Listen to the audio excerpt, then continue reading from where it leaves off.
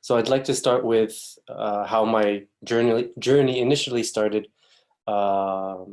in making this link between art and ecology. And it started with a research project a few years ago where we were looking at the relationship between carpet weavers, peasant women carpet weavers in the south of Morocco, and how climate change was affecting their art in conjunction with the patriarchy and with neoliberal development politics.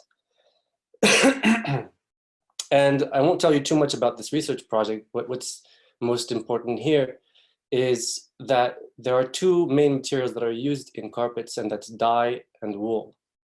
And with climate change, the first thing that happened was, well, the wool became too expensive. And even before that, people had lost control of their own livestock, as livestock and herding are increasingly concentrated into the hands of a very few businessmen. And so as they lost control over their own livestock, and as wool prices were driven up by droughts and desertification, the loss of pastures and the loss of water sources, well, people stopped using wool and started looking for other materials like string or artificial textiles, which they would then unravel and weave. The second thing is dye, and dye was traditionally made of natural herbs and plants that you find in that region. And with climate change, a lot of those plants started disappearing. So the women resorted to having to buy artificial dyes that are imported. So essentially they lost control over both, they lost sovereignty over both their the commons, the natural resources that they had around them, but also over their culture, because now their culture was dependent on importing something to be able to produce it. And so that's how I first made this direct, very material link between the two. Excuse me.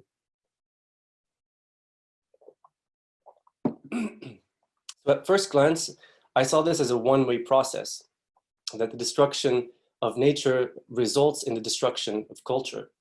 But as time passed, and I'll tell you a little bit as we go along about how the journey that I went through to get to this point, I eventually realized that the other way around could also be true. That is, the destruction of culture could result in the destruction of nature. And I also realized that the political structures which destroyed nature are not so different from the ones that destroy culture. Nominally, the high modernist state in both its capitalist and socialist forms, which tried to rationalize and standardize complex rural societies and ecosystems to make them more administrable and controllable from above and center. So basically, as James Scott puts it, trying to get this synoptic view of society in order to extract as much labor and resources as you can from a population and a given territory. And James Scott calls it an attempt at domestication, and here I'm quoting, a kind of social gardening device to make the countryside, its products, and its inhabitants more readily identifiable and accessible to the center. Certain elements of these efforts at domestication seem, if not universal, at least common, and they may be termed sedentarization, concentration, and radical simplification of both settlement and cultivation. End of quote. And in agriculture, this radical simplification is epitomized by monoculture, as agribusiness wages a war on native seeds and native agricultural methods and technologies. For example, in the region where I live in Marrakesh, almost the entire system of underground water canals that brought water from the mountains to this oasis have been destroyed. And these were they're called khatarat, and these are canals that that were able to bring water without a single drop of fossil fuel. So I see it, even though it was developed centuries ago, I see it as advanced technology. So we often have this tendency of seeing, of thinking that we need agribusiness because they have the technology to develop and feed the world. But when you really look at it, it's the statistics show us the opposite. 70% of food production is thanks to small farmers and peasants and indigenous peoples, and only 30%, obviously, is by agribusiness, and of that 30%, most goes to products like chips and soda. Anyway, I'll get to how this relates to art eventually. So what does this radical simplification look like in art? Well, it could look like a lot of things. It looks like Hollywood a bit. We see the repetition of very similar stories reframed in different ways, in different situations. And some stories are just literally repeats of old films. But then we also, I mean, it's not just about stories, it's also about an economic process. So from my point of view here, at least in Morocco, or the global South in general, this radical simplification looked like the Moving Pictures Association of America, which lobbied Washington to basically export American films that had already made their money in the US and Canada to the global South at extremely cheap prices, undercutting local film production. And this started around the 70s until today. And this basically killed a lot of the, I mean, local filmmakers couldn't compete with Hollywood and with the MPAA, because it's not just one studio, it's all the studios that are lobbying against small independent filmmakers in the global South. So I want to talk about North African cinema and how it's particularly been impacted by what I'm calling a sort of monoculture, and it has to do a lot with well, I think that there are a lot of there's a mimetic tendency, or what I call a copy paste sort of phenomenon in North African cinema, where we're basically just looking at what's being done in Europe and North America and trying to do the same thing and just put local people as the characters. So a sort of extension of Hollywood cinema, or at best, in terms of auteur cinema or second cinema, it's a copy paste of their equivalents in Europe and North America. And the themes and subjects that they address are often dictated by political interests and Orientalist stereotypes that European and North American audiences have towards the North African region. As Mantia Diawara pointed out, after decades of conditioning by institutions like France's Fonds Sud, African filmmakers are now automatically conforming their scripts to the demands of European co-producers and audiences before they even reach them. Whereas before, maybe in the 60s and 70s, you still had resistance from filmmakers like Ousmane Sembène, who tried to find ways to subvert or to altogether avoid getting any funding or being dependent on European funding. So cinema is in this way subjected both to the white colonial gaze, but also the white gatekeeper, a system of critics, festival curators, producers, funders, etc., who end up forcing a replication of European aesthetics, narratives, etc., in the global South.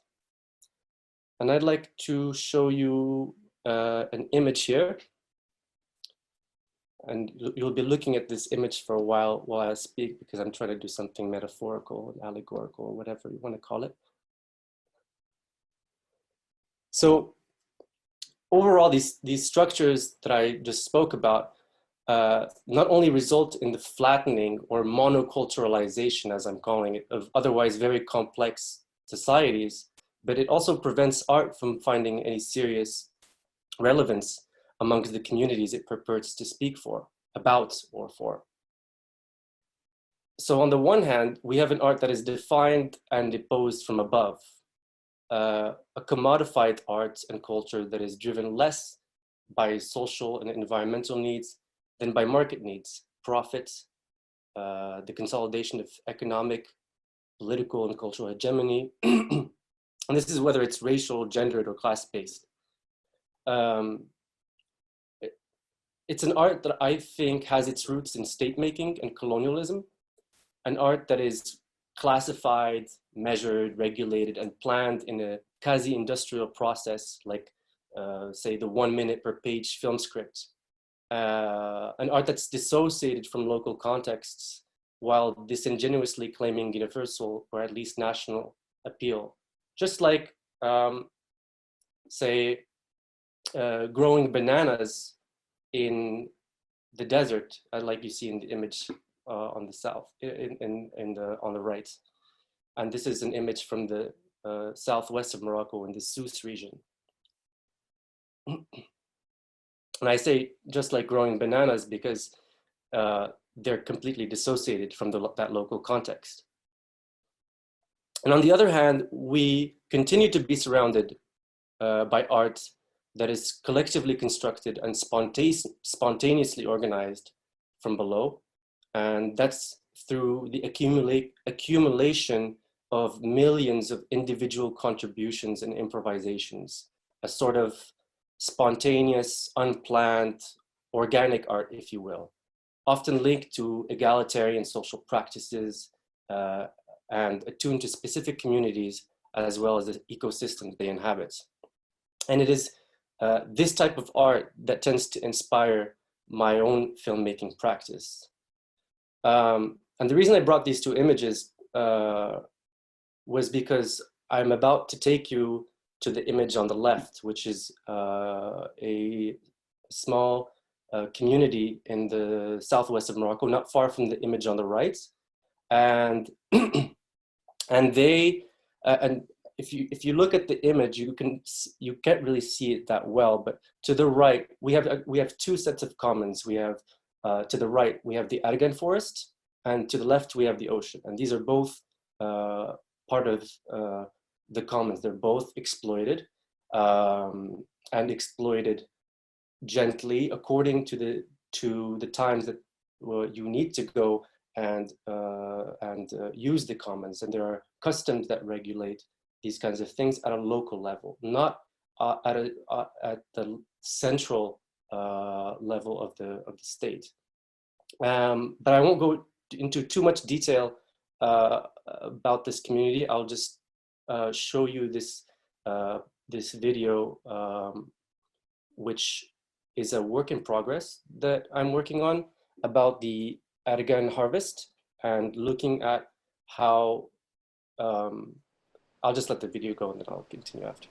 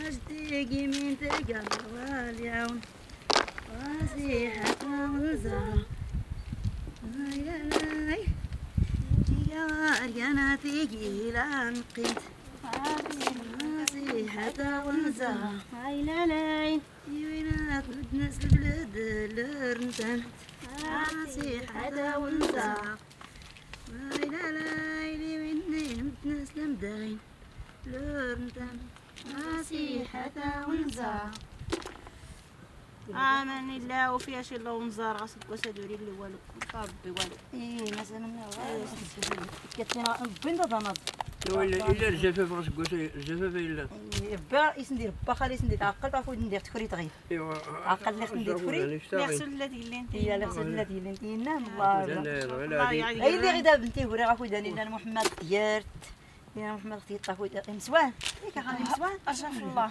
يا غير نجرو يسنت غير لو ضيا غير سكودي غير سيدا شيبان يسيا دي خالي ما سنغي دا يدا شيبان كيسي سيدا وزاكو داني تستلزم ما غير على الجفاف إلا واي ولي والو عمر كيس البيت رايك غاكو دانا رايك غاكو مساكن رايك غير يستفاغي تعاون يسم شكايتي دي كان الفلوس غاسك كاسات يلاه يا الخران تسناك يا ولا سي تقدم الدويه شنو وين وزات الوقت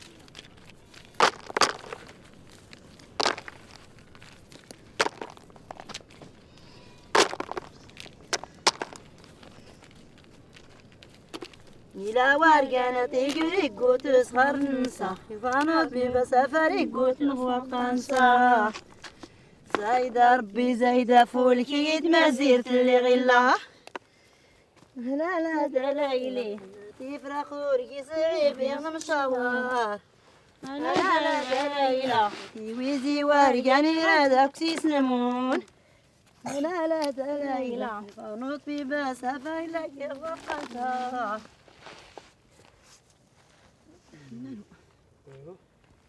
يا مريض أول تفهم ده فيش تاي فرخان ها أول تفهم ده فيش أول تفهم الخير داوي الخير تريجي ما تفهم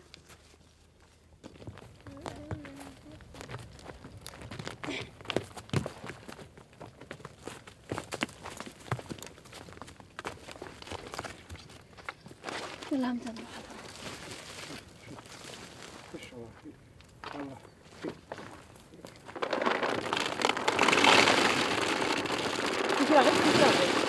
باش دوري ميلو شواري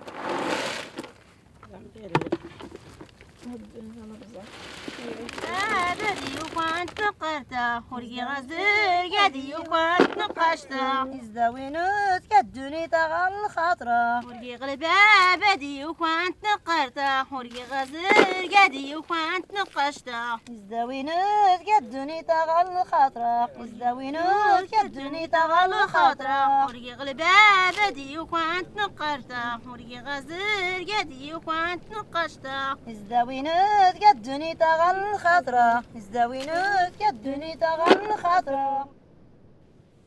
So when I'm talking about a spontaneous and collectively constructed art, I think there's no better place to look than the oral arts. And for me, at least, I've been focusing a lot on Islam, Islam being an overarching term which encompasses the entire range of Amazigh oral poetic forms, and they're so varied. There's so many terms to refer to poetry in the Tamazight language, and each one has its weight and its meaning and also its time. In the extract that you just saw, it's a line of thought that I've been working on recently, where I'm trying to look at harvest songs and harvest poetry, and this is a form of poetry that's very quickly disappearing, In this region, for example, I couldn't find anyone left who knows any of the fishing work songs. It's a long story. I won't go into too much detail, but it's, as you saw in the video, there's a tendency for women to preserve, to play a role in preserving these rural oral poetry in Morocco, and this has to do with the fact that a lot of men migrate to the cities, and a lot of the men are go to school early, so they've gone through a modern schooling, and so they lose touch with these oral traditions. But what I'd like to focus on is the, I guess you could say, the form of oral poetry and how it informs my practice as a filmmaker. So I want to first talk a bit about oral poetry, because I think what makes oral performances exceptional is their unconstrained and participatory form. If we could show the second image here.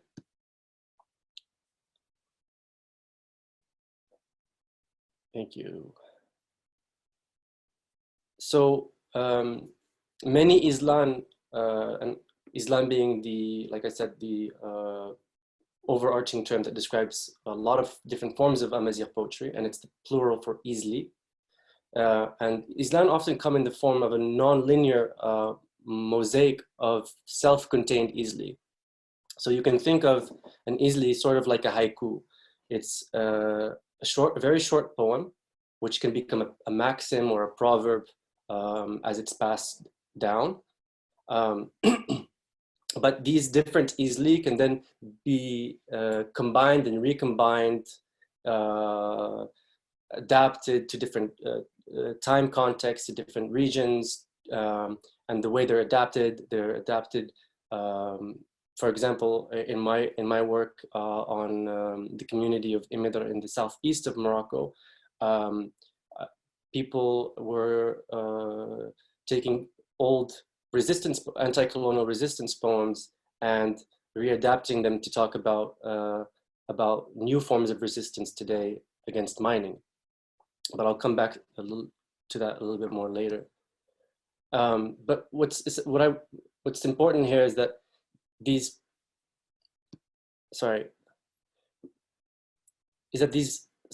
poems don't have to be sung together nor recited in specific order. So if you look at the image, I've tried to kind of show how this kind of works. It's very schematic. It does not really capture the full complexity of oral poetry. But like I said, these songs neither have to be sung in order nor together. So one can think of them as a sort of spontaneous network of poems rather than a rigid or fixed structure.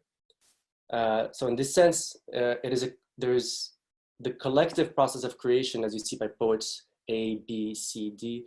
People can contribute with their own Isli at different points. And so the structural direction of the poem isn't forced or fixed, as improvisation can push it towards, I think, pleasantly unexpected directions.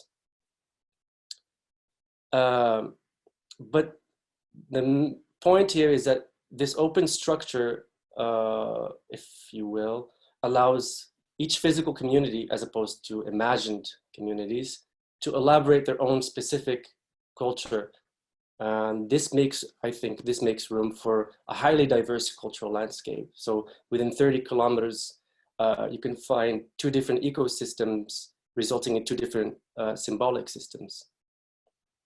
I like to pretend I'm an anthropologist, but I'm not.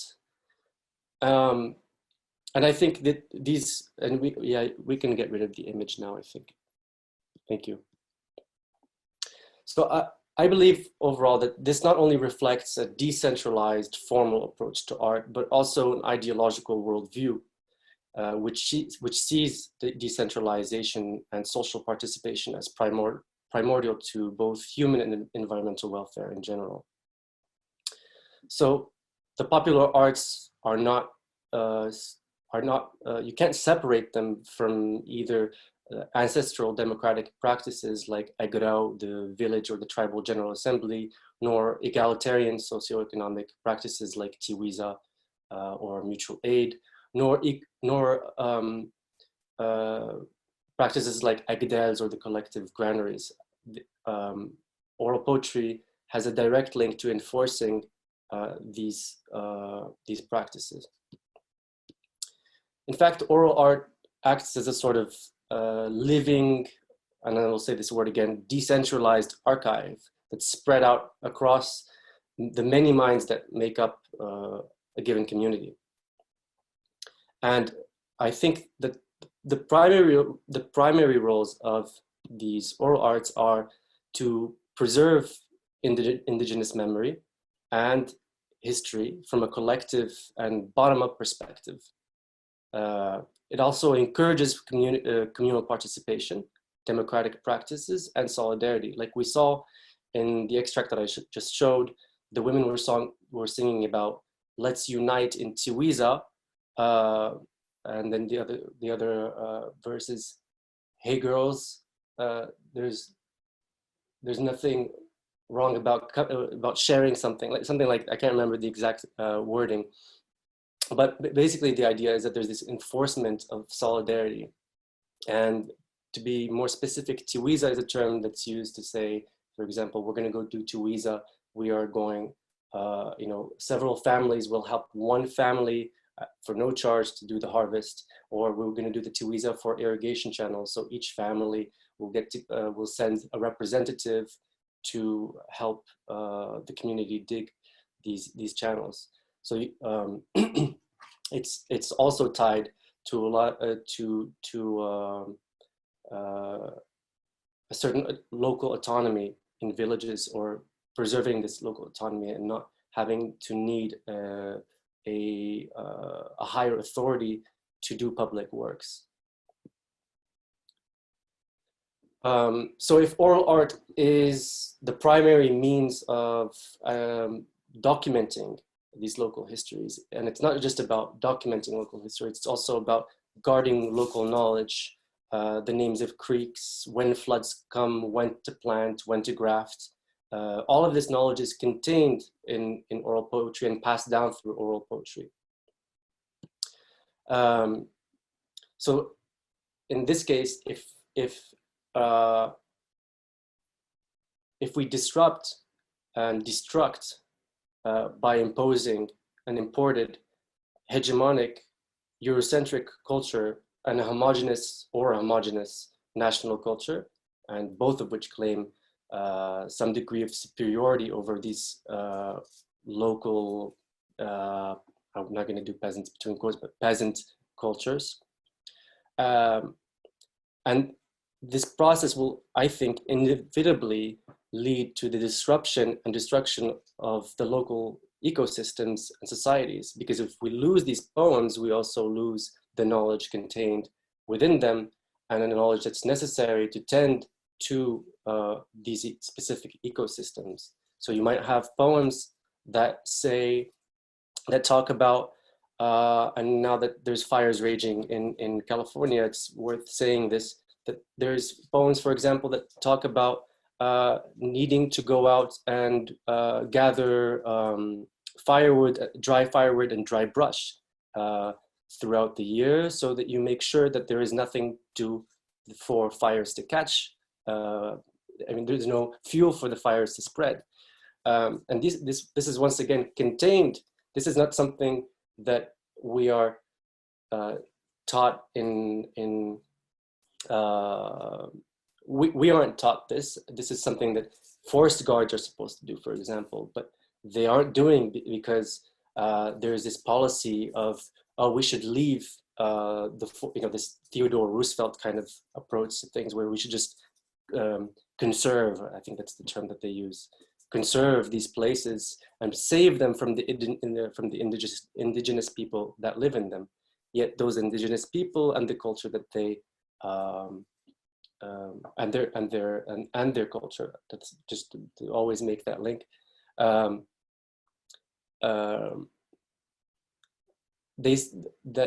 Yeah, I think you get the point there. So I'd like to switch gears so we can move on and directly relate all of this to my practice as a filmmaker. So here I'd like to show you a clip, another extract from my feature film, Amusu.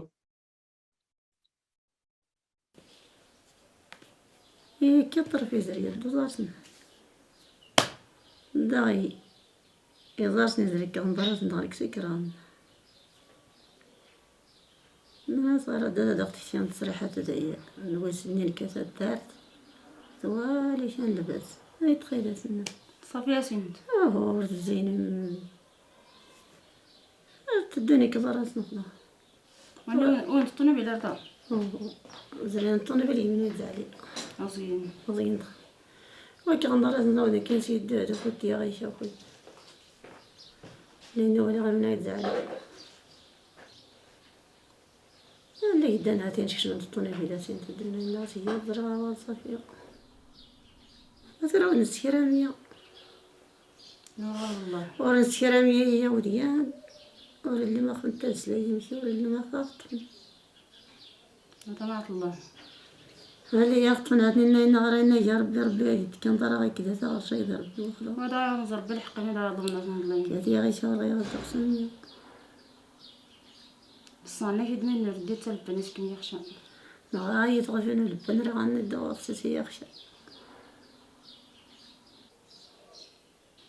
كان دي لو كنت نجين ما يدي لا غير بنا يا ربي العوان نصر لكم المشاكل في ديان دائما ولا ما يدخل غير نغيش تبر بها هي غير نتصرف خدمنا مياه ولا ما يخدم لازم تولي عطاسا ما تسنية تخيل وانسلم تجوش تسنية تخسل رمضان تحمل تساني تقواسن هاي تعطاسا مدني اللي نقيمين تقل ساعة تقل هي غنسل نقلص ربيها نقل سيدي ربي تبارك وتعالى هي غنقلص ربيها نقل سيدي ربي تبارك وتعالى ونادي شنو غلقا انت دير نمز لحقنا نغاود نغانا تولي سكت لي المشكل كنا يا ناصا فيني ناتي نعتصنا لي يا ناصا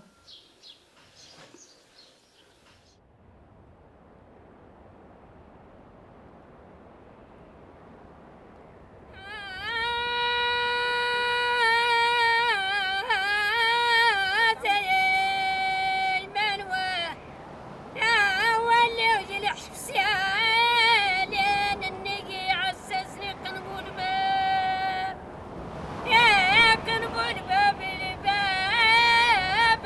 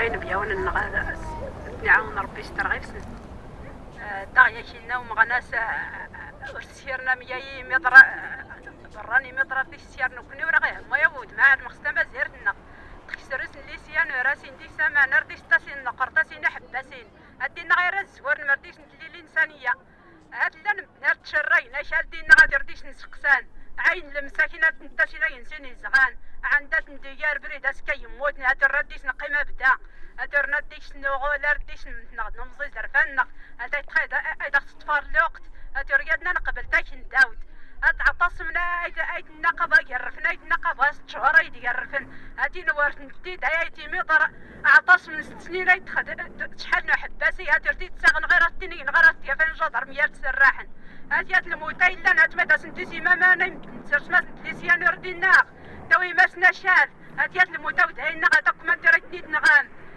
هاد حرمت الداغ والسير نتحرمت الداور. So Amusu is a featured documentary about the movement on Road 96, which is a movement that started in 2011 after in rebellion against the biggest silver mining company in Africa.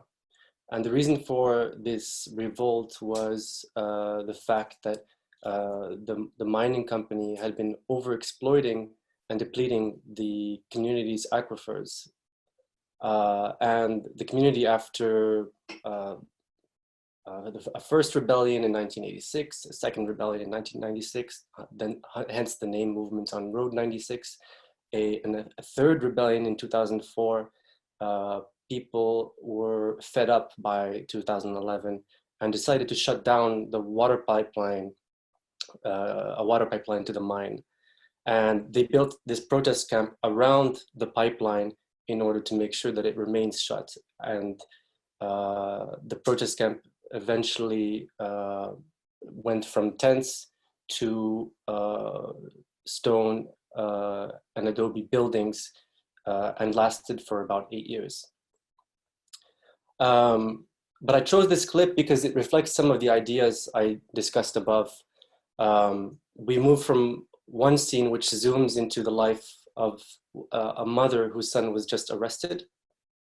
And then right after, we move to a non-diegetic oral poem by another mother from the same community, thereby blending the two voices together into one single voice.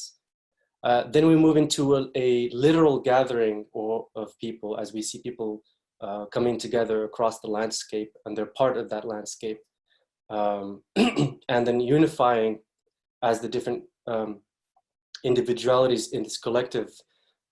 So it's and this kind of coming together is highlighted by both the march that comes together and then a slogan itself inspired from popular poems and songs. And the slogan is "Hand in Hand for the Unity of Imedr." Then we move back to an individual, this very angry woman who emerges out of the circle that of Agrao. And that circle you saw, by the way, when I was talking about Agrao earlier, that's what I was referring to. And then right after, she melts back into the circle. And the idea, essentially what we're trying to do,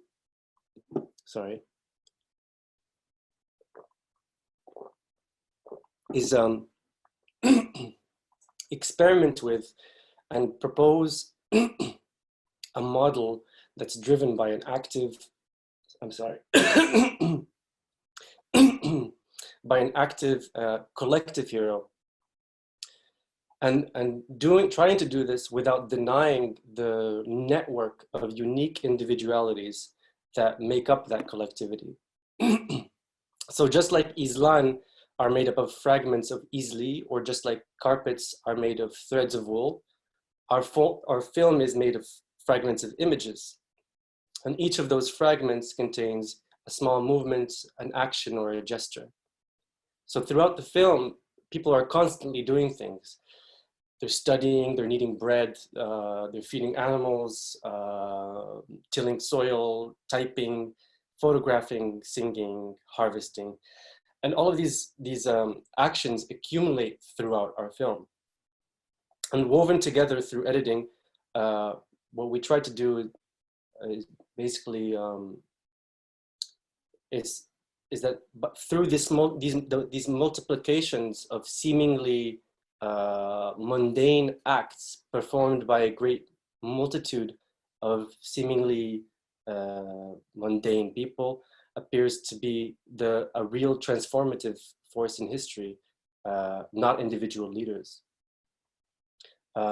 And this is something that also reflects the mentality of the community, because no single one person would, people would tell me, I don't want to be filmed too much. We should show other people.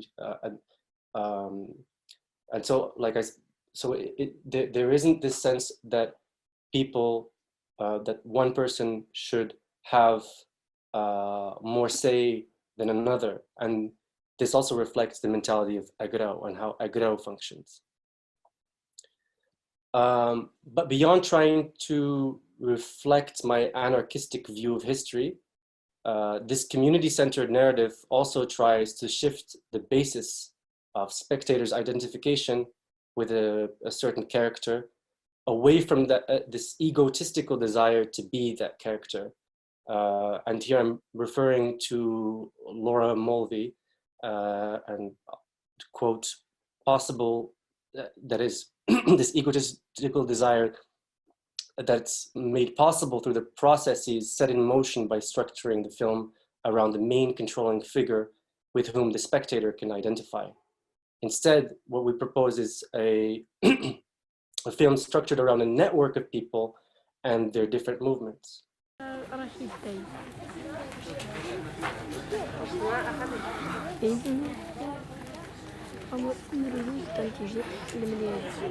كوني كحركة قبل 96 عنيت نشير النموذج يعني استثنائي تقريبا المنطقة كله الشمال الافريقية ديال المجاري وتعرفوا كارنا المناطق الشمال الافريقية ناحية بأنه يتحرك احتجاجية اجتماعية ديال نشيرة السير تطيق الحراك النتسير المقاومة النتسير عن طريق الفيلم الوثائقي وبالتالي قد تسولف شويه في البيان الناس بوغموش باش هديك نسولف في الفيلم لنا مشيت انا الفيلم نعبر ديك خفيه المجموعه الاراء ديت الافكار تصورنا النيل منين الابعاد النيره يسول الانتاج الفيلم الوثائقي يعني سواء نخفيني غير نيدان بميدر ديني غان النايا الزرينا ايد بالنا ديال موانا يعني المحطات النايزرين نا سرد لنا ونكوني الطريقه نخسرني نسولوا الميساج الطريقه نمشي لها نتني تسولوني غير سيزلات المناضين نكوني نعاود داك التصويره نعاود الفيديو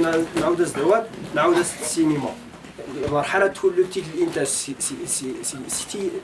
سي لانه اي فيلم دور شي تيلي يتناز وريت سنتيرا ميشيات تيدخل يدور الفيلم نكون السلاور نديرو دا السيناريو نويتي ولكن ذات انا رزمه راه ورنتيني مثلا بدنا نقولوا الفيلم دا نكون يا المخرج الطاقم التقني الا المهندس الصوت جلال نكويلا السير تدور شي شي راني مزن في السينما نعم ماشي غير مزن كل رئيسي نمشي تصورنا الافلام نمشي نستعمل الكاميرات كذا نستغل التواجد الطاقم التقني يلبان نسلم يعني الظن انت ريسان نيه تمام باش هذه السينما نمشي دميه السينما الافلام تاع تفرج يعني لازم شي داز خدام الادوار انت هذه الفكره وبالتالي نغتنم من الفرصه نكونين سنتين نتصوير نمسو ولكن قومتي التجربه هي متاحه يخشين نيريناسيين غير سف الطريقه انت يعني دويات لانه نكونوا الناس السريد داتين الوقت اللي مريد نغوري بارطاجي شان مريد نغوري السرشه مستعده هاتي نبارطاجي يعني هي مهتمين بالقضيه الحركات الليله اللي غرمان كلشي نيرانا اللي خمستير